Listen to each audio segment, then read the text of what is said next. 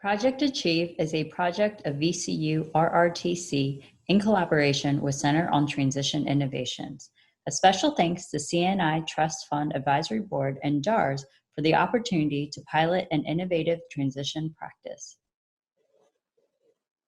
Hello, welcome to Project Achieve, Technology Trends in Supporting Women Veterans with Traumatic Brain and/or Spinal Cord Injuries in Post-Secondary Education. Thank you for joining us today. My name is Stephanie Lau. I'm the project coordinator for Project Achieve. And my name is Kelly Ligon. I'm the Project Assistive Technology Specialist. First, some quick background information. Project Achieve is funded by the Commonwealth Neurotrauma Initiative Trust Fund and administered by the Department of Aging and Rehabilitative Services. This demonstration project is conducted by staff at Virginia Commonwealth University Center on Transition Innovations. The goal of the project is to provide specialized services to assist women veterans with traumatic brain injury and/or spinal cord injury who are pursuing post-secondary education or training.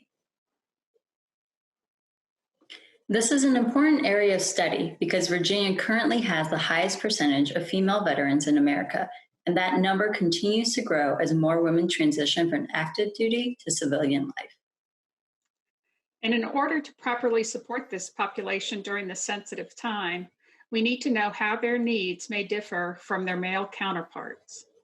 Exactly. For example, female veterans have often been described as invisible veterans, so they may face additional stereotypes or cultural barriers in addition to being older or having different life experiences than a typical college student.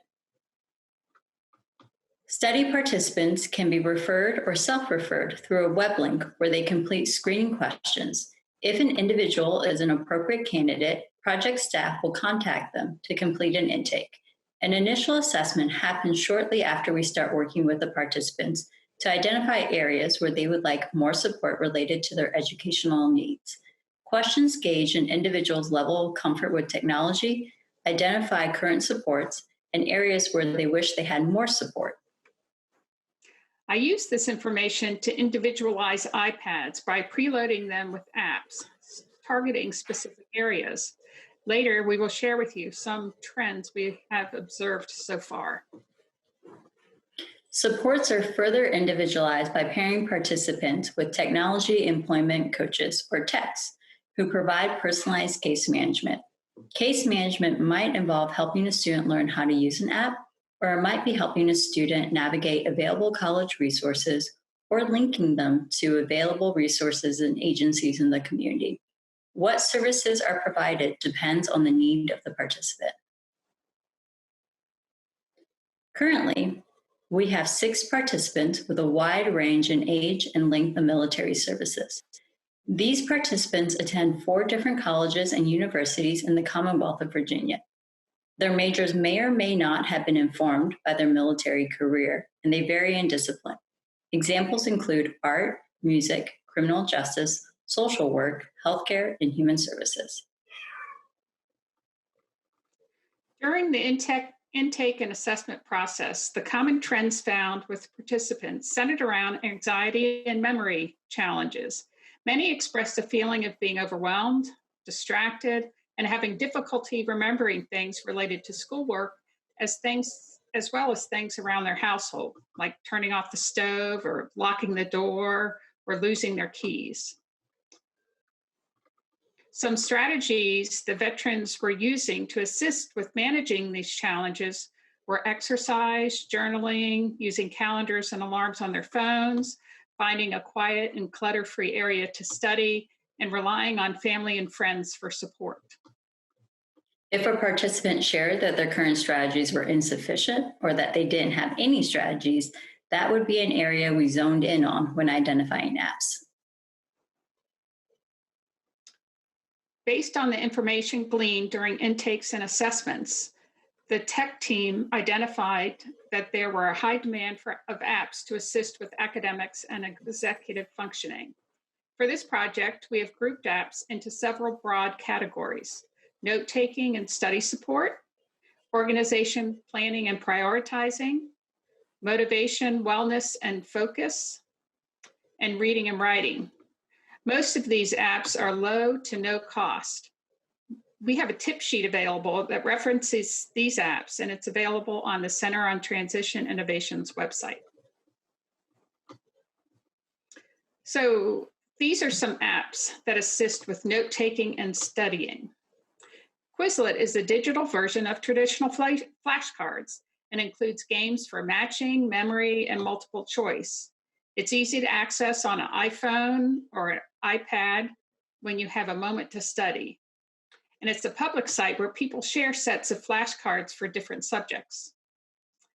Dragon Anywhere is a dictation speech-to-text app, which assists with any writing challenges or if you want to just get your thoughts down quickly.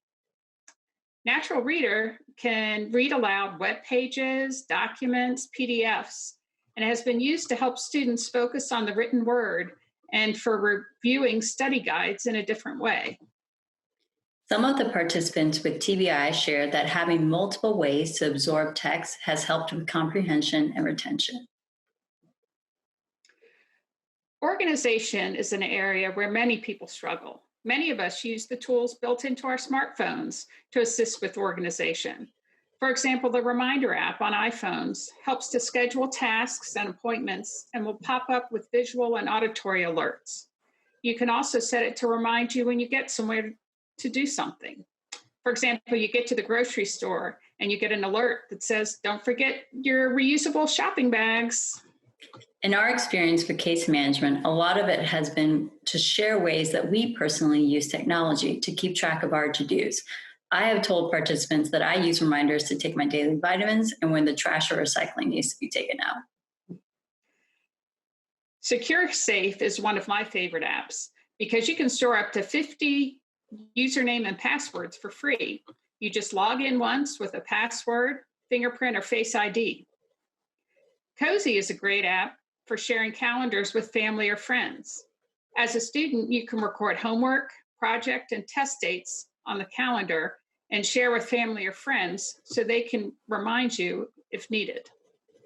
Cozy is especially good as an app to use when you rely on family or friends for household management or transportation. Mm-hmm. With all of the stress related to being a student and possibly working and managing your household, apps to assist with wellness have been helpful. Many of the participants talked about using yoga and meditation to help with anxiety. Meditation Studio and Relax Melodies HD have guided meditations and audio to help with stress. Fluid app is an interactive app for calming and relaxation. Elevate is a highly rated app for brain training to improve memory and focus and can be especially helpful to those who are frustrated that they can't remember things the way they used to and they want to build their skills. Physical and learning challenges impact reading and writing for some of the participants. An app that has been recommended for physical fatigue and carpal tunnel is the dictation app Dragon Anywhere mentioned earlier. Email can also be challenging to manage and organize. Speaking Email Voice Reader is a fully voice-controlled app and allows for hands-free access, and it only reads the content of the email, which is different from many screen readers. The amount of reading required in college courses can be overwhelming, and Natural Reader, a text-to-speech app, is a great help for reading ebooks, digital textbooks, or articles aloud on portable devices. Natural Reader has been an especially popular app, especially when it comes to time management. Participants are excited to be able to listen to class content while completing household chores or during their commute. As a final note, we have found some simple self-help strategies can have a profound effect on participants' well-being and academic success. So in conclusion, we have a few recommendations for all students. Reaching out to professors for assistance with understanding material, assignments, and tests has been helpful. This non-formal approach is a great way to get to know your professors and disclose as little or as much as you feel comfortable about your veteran status or disability. If formal accommodations are desired, we suggest contacting your school's Disability Support Services office to request or revise accommodations. Contact your counselors at the VA. There may be many resources available to you that you are not aware of. This can include medical, therapeutic, technology, and vocational assistance. Remember to take time for self-care. We have heard from so many participants and other veterans that they're used to a mentality of grinding through the pain. However, that mentality is not sustainable, especially when your supports that you had in the military are no longer present. Remember to take time for self-care.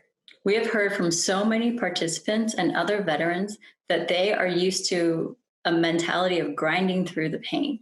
However, that mentality is not sustainable, especially when the supports you had in the military are no longer present. Self-care can be taking time for fun and relaxation. It can also be organizing and planning for your day tomorrow. Juggling home life and school life is hard. Use technology to stay organized and automate those repeating tasks.